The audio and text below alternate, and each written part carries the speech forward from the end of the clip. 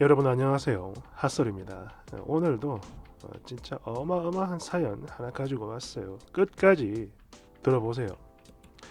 제목: 쓰레기는 시어머니께 반품. 현재 결혼 8개월, 맞벌이 중이고 아직 혼인신고는 안 했어요. 자녀도 없죠. 저희도 뭐 다른 부부들처럼 수많은 문제가 있지만 그런 거 그냥 전부 다 잘라버리고 가장 중요한 문제만 말해볼까 해요. 저희 남편에겐 희귀병이 있습니다. 이걸 최대한 간단히 설명을 하자면 척추가 조금씩 굳어가는 병인데 유전적 요인이 있긴 하나 발병 확률 자체는 매우 낮아요. 현재 기준으로 완치약은 세상 그 어디에도 없고 약물과 운동으로 그 진행 상태를 좀 늦출 수는 있습니다. 그러니까 평생 약물을 복용해야 하고 운동을 필요로 하는 그런 병이죠. 이런 남편의 병을 알게 된 건 결혼식 딱 하루 전 신혼집을 청소하던 중 전화가 왔고 검사 결과 그렇게 해서 알게 됐는데 이날 진짜 얼마나 울었는지 모릅니다. 나 이제 어떡하냐. 이 사람하고 결혼하기 싫다. 이렇듯 대성통곡을 하는 딸에게 엄마가 그랬어요. 이미 선택을 했으니 어쩌겠냐. 책임은 네 몫이다. 처음엔 이런 말 하는 엄마가 너무나 원망스러웠습니다. 그런데 이제서 드는 생각은 가장 행복해야 할 신부가 그리고 당신의 딸이 엉엉 우는 모습을 보고 엄마 마음은 얼마나 찢어졌을까 싶네요.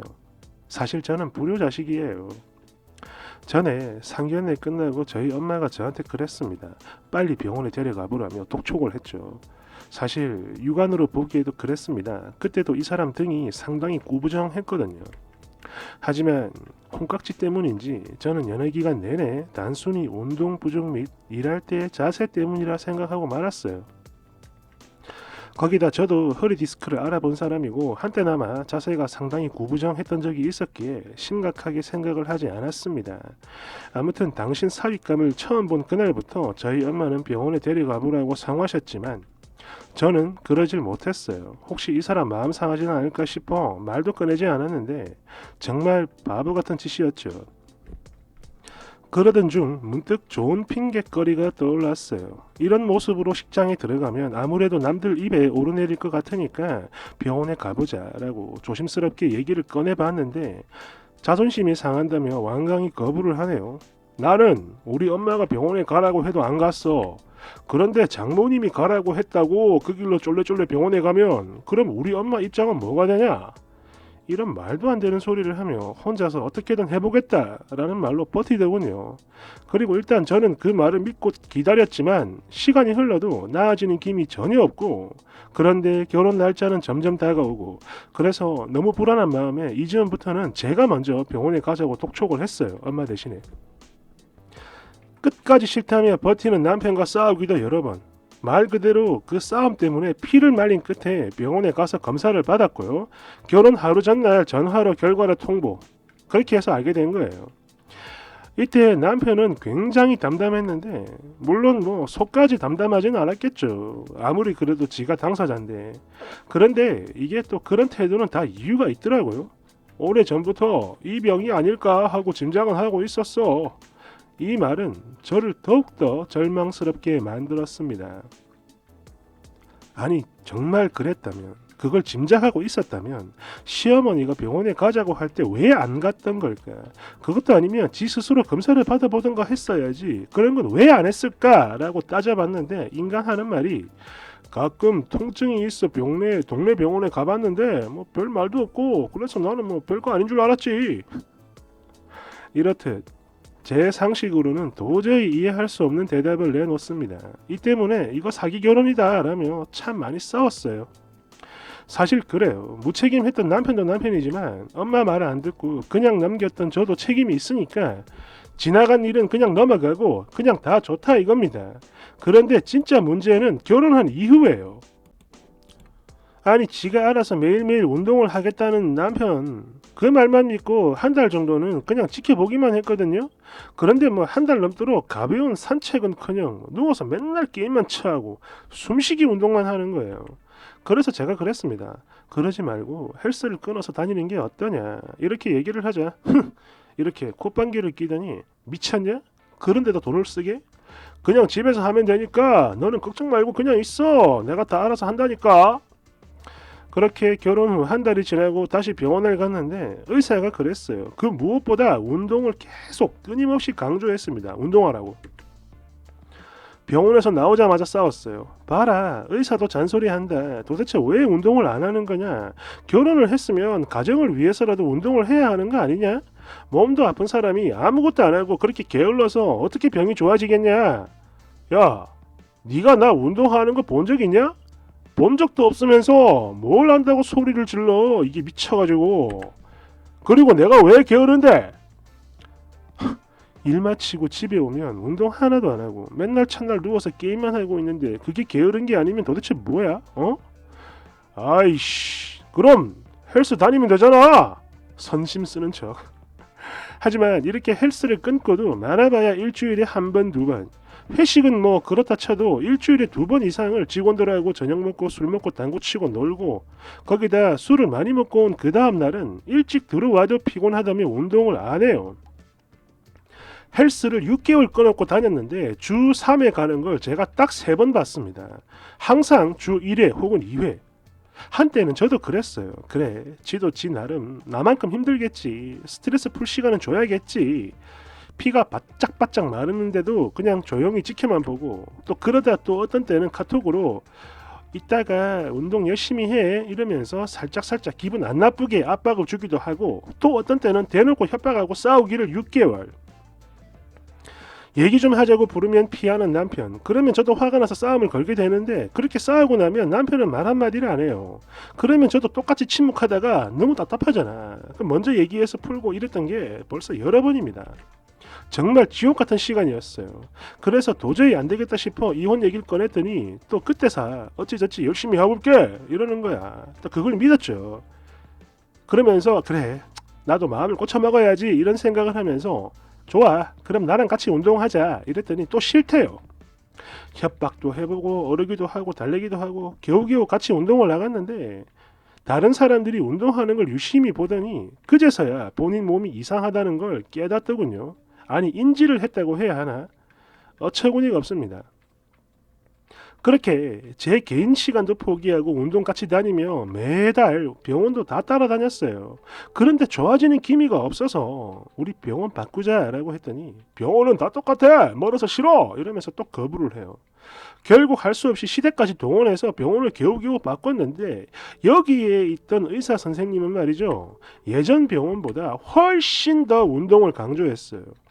매일매일 하루도 빼놓지 말고 운동하세요. 그리고 하루에 한 번만 하는 게 아니라 수시로 해야 됩니다. 안 그러면 나중에 걷잡을 수 없게 돼요. 이렇게까지 경고를 하는데도 운동을 안 해요. 많아봐야 주 4회 될까 말까? 이혼 소리 나오고 나서 조금 올라갔네요. 여전히 친구들과의 약속, 직원들과의 당구, 술. 그래도 예전과 좀 달라진 게 있다면, 전에는 들어오는 죄송합니다. 늦게 들어오는 날의 경우 운동을 안 했는데, 이제는 하고 자는 날도 들어 있다라는 거죠.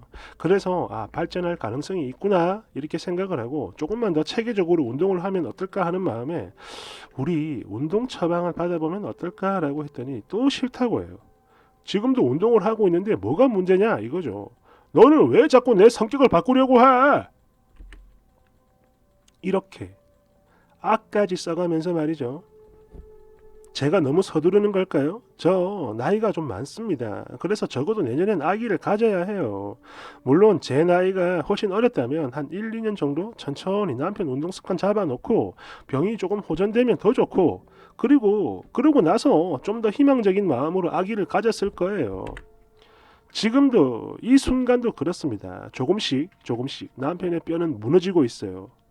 제가 원하는 거 단 한 번이라도 좋으니까 병원에서 희망적인 얘기를 듣고 싶습니다. 따로 잔소리하지 않아도 남편이 알아서 운동하는 모습을 보고 싶었어요. 남편이 이를 악물고 열심히 해서 저에게 어떤 희망과 믿음을 주면 좋겠습니다. 그리고 확률이 매우 희박하다곤 하지만, 만약 내 아기가 같은 병을 가지고 태어나도 슬퍼하거나 절망을 하기보다는 봐라, 너도 아빠처럼 이겨낼 수 있다라고 말을 해주고 싶었어요. 비록 가진 게 없어 물려줄 재산은 없을지라도 바람직한 정신적 유산만큼은 꼭 물려주고 싶었습니다. 노산 걱정에 남편 걱정까지 더해 이제 아기를 가지고 싶지 않다라는 마음이 더 커져요. 더 커져 갔었죠. 그리고 나중에 남편이 쓰러지면 남편 노릇을 아예 못할 수도 있습니다. 우리는 가진 게 별로 없어요. 그래서 남편도 아이도 저 혼자 감당해야 하는 그런 상황이었던 거죠. 그때 당신이 최선을 다하지 않았기 때문이야 라고 이런 원망 같은 건 하고 싶지가 않아요. 아니, 다시 당신이 최선을 다하지 않았기 때문이야 이런 원망은 하고 싶지 않아요. 병이야 뭐 어쩔 수 없는 거니까 받아들여야 합니다. 네, 알아요. 성격도 다르죠. 그러니 사람이 살다 보면 싸울 수도 있는 거예요. 하지만 병이 호전되는 것, 그리고 보다 나은 가정을 위해 같은 목표를 향해서 머리를 맞대고 노력을 해야 하는데 그게 안 되는 겁니다. 아니, 다 필요 없어. 이젠 제가 더 싫어요. 이런 제 속도 모르고 고운히 잠자는 남편 얼굴 보면서 속만 끓이는 눈물 짓는 제 모습이 너무 싫습니다. 잔소리하는 악처되는 것도 싫고요. 남편 손 붙들고 억지로 질질 병원에 끌고 가는 제 모습도 싫습니다. 본인에게 도움이 될지 모르는 모든 방법에 대해 한번 생각을 해보자 라는 긍정적인 대답보다는 싫어! 라는 말을 먼저 하는 남편이 죽이고 싶을 만큼 싫어요. 귀한 자식 뒤늦게 시집 보내고 마음고생한다며 우는 우리 엄마 모습도 보기 싫습니다. 내 아들은 내 말을 안 듣는다. 네가 살살 달래면서 잘해봐라. 이런 무책임에 아무 도움 안 되는 시어머니도 싫어요. 선택엔 책임이 따른다고 합니다. 남편은 제가 선택했고 결혼을 한 이상 남편의 병도 제 책임이라고 생각을 했어요. 그래서 제가 할 수 있는 건 이제 다 했다고 생각합니다. 이제는요. 돈을 억대로 벌어다 줘도 싫고 아니 10억짜리 집을 등에 짊어져 와도 싫어요. 지난 8개월간 변하지 않았던 사람이 8년이 지난들 과연 변하겠습니까? 무책임하고 자기밖에 모르는 사람과 수십 년을 더 산다고 생각하니 온몸에 소름이 돋네요. 이제는 저 혼자이고 싶습니다. 남편아, 잔소리 쩌는 마누라랑 8개월간 사느라 고생 많았다. 넌 나한테 항상 의사 말 뭘로 들었냐? 왜 자꾸 이래? 라고 했지.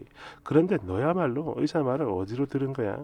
의사가 밥 먹듯이 운동해라. 정말 열심히 해야 한다. 이 말이 안 들리든? 귀도 척추처럼 굳었냐? 너는 항상 좋은 말만 듣고 싶어 하지. 근데 너 같은 사람이랑 살아봐. 좋은 말이 나오는지 안 나오는지. 딱 너 같은 년 만나서 살았어야 했는데. 지 몸 박살나고 망가지는 건 아예 생각도 못하면서 나한테 살 빼라는 소리가 가당키나 하냐? 너 쓰러지면 우린 가진 것도 없는데 그래서 조금이라도 젊고 건강할 때 더 모아보자고 주말에 시간 쪼개서 투잡도 했다. 이 미친놈아. 내가 쉬는 날 없을 때 힘들다고 하면 너는 항상 하기 싫으면 하지마 라고 했었지. 그리고 딱 한 번 집안일 좀 도왔다고 생색은 또 얼마나 내는지. 너 진짜 또라이지. 그래 뭐 이젠 다 필요 없고 넌 너 앞으로 너 하고 싶은 거 하고 살아. 듣고 싶은 소리만 듣고 살고 이 곱추 새끼야. 그렇게 살다 죽든 말든 이제 내 알 바 아니야. 하늘에 맹세코 나는 할 만큼 했다. 많이 울었지만 그래도 너랑 어떻게든 살아보려고 정말 최선을 다했다고. 운동 안 해도 아무 생각 없이 좋다고 실실 쪼개는 년. 병원 가서 그딴 소리 들어도 어떻게 이러면서 말로만 걱정하는 년. 힘들어서 일하기 싫으니까 너보고 돈 많이 벌어오라고 하는 년. 그렇게 이해력 쩌는 년 만나서 너 하고 싶은 것만 하고 즐겁게 살길 바란다. 잘 먹고 잘 살아. 다시는 보지 말자 이 꼽주 새끼야. 야, 남편 자존심 상할까 싶어 한 번도 못했던 말들 대신 들어주셔서 감사합니다. 답답했던 속이 좀 시원해지는 기분이네요. 아직 혼인신고를 안 했으니 이혼 소리는 뭐 안 맞는 것 같고 그냥 찢어지고 오겠습니다. 댓글 1번.